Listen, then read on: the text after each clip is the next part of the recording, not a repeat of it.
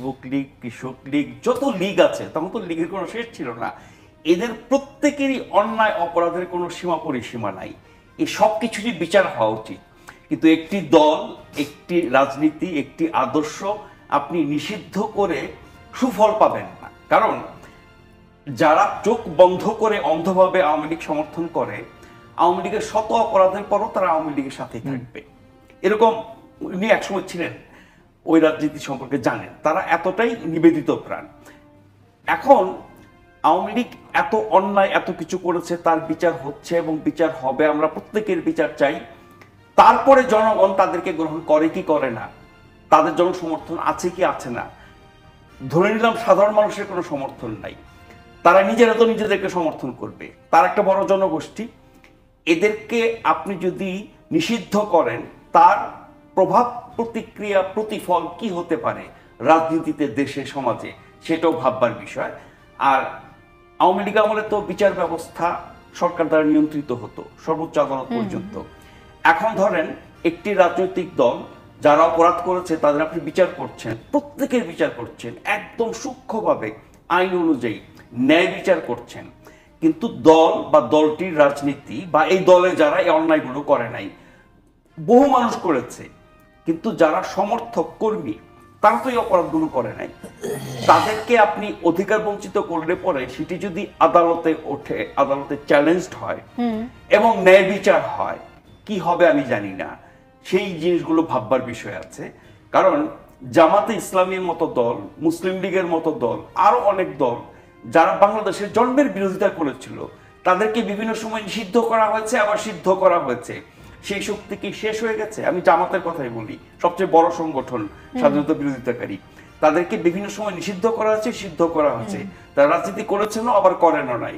তারা বিরোধী দলে ছিলেন, তারা সরকারে ছিলেন। ব্যাপার হচ্ছে কি যে বিএনপি 16 বছর না 18 বছর সেই সেনা সমর্থিত তত্ত্বাবধায়ক সরকার 2 বছরও কিন্তু বিএনপির বিরুদ্ধেই ছিল। শুরুর দিকে দুই দল মনে হচ্ছে, পরে মনে হচ্ছে না এক দল, লক্ষ্যটা বিএনপি। বিএনপি যে 18 বছর রাষ্ট্র দ্বারা নির্যাতিত হলো, যত রকমের অন্যায় আছে তার শিকার হলো, তাতে করে বিএনপি কি শেষ হয়ে গেছে? শেষ করা গেছে? আমরা এটা বহুবার বলেছি, একটা আদর্শকে আপনি শেষ করতে পারেন না। আর বিএনপির রাজনীতি, বিএনপির ইতিহাস, বিএনপির জন্ম, বিএনপির সরকারি দলে বিরোধী দলের ভূমিকা নিশ্চয়ই অনেক ত্রুটি বিচ্যুতি আছে, সব দলেরই থাকে, কিন্তু আওয়ামী লীগের মতো এরকম শাসনের ইতিহাস তো নাই। সেই দলটিকে আপনি কি করে নাই করে দেবেন? করতে পারেন নাই। টিকে আছে, টিকে থাকবে, বরং জনসমর্থন বেড়েছে, শক্তি বেড়েছে, সেটা আমরা নির্বাচন আসলে দেখতে পারবো। জামাতের ক্ষেত্রে একই কথা প্রযোজ্য। এখন আওয়ামী লীগের ক্ষেত্রে যদি আমরা তাই করি, তখন দেখা যাবে কি যে এরকম ফলাফলই আসবে। সেটার জন্য অনেক ভাবনা চিন্তার বিষয় আছে। আরেকটা বিষয়, আওয়ামী লীগের নেতারা কয়জন গ্রেফতার হয়েছেন এ পর্যন্ত?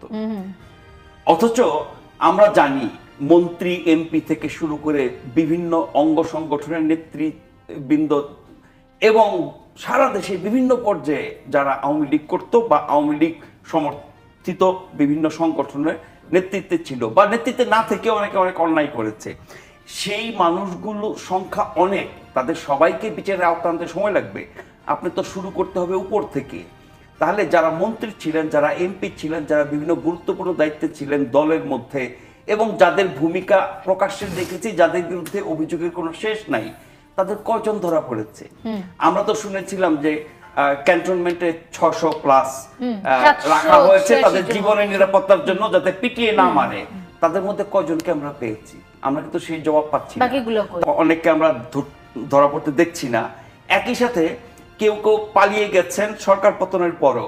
একজনের ব্যাপারে আমি একাধিক বিশ্বাসযোগ্য গণমাধ্যমের বরাত দিয়ে বলছি, অন্তত একটা গণমাধ্যমে আমরা, তিনি যে বেলজিয়াম আছেন ওখানকার যে আওয়ামী লীগের নেতা, তার টেলিফোন কনভারসেশন শুনেছি যে সাবেক বা সবশেষ যিনি পররাষ্ট্রমন্ত্রী ছিলেন, যারা গণধিকৃত ছিল আওয়ামী লীগের আমলে, তার মধ্যে অন্যতম তিনি।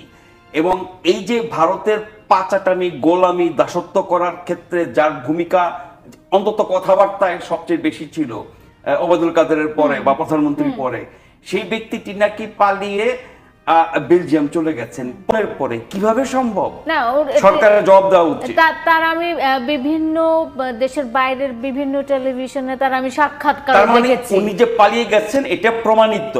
তাহলে এই রকম একটা লোক কি করে পালিয়ে গেল, এটার জবাব কি সরকার আমাদেরকে দেবে না?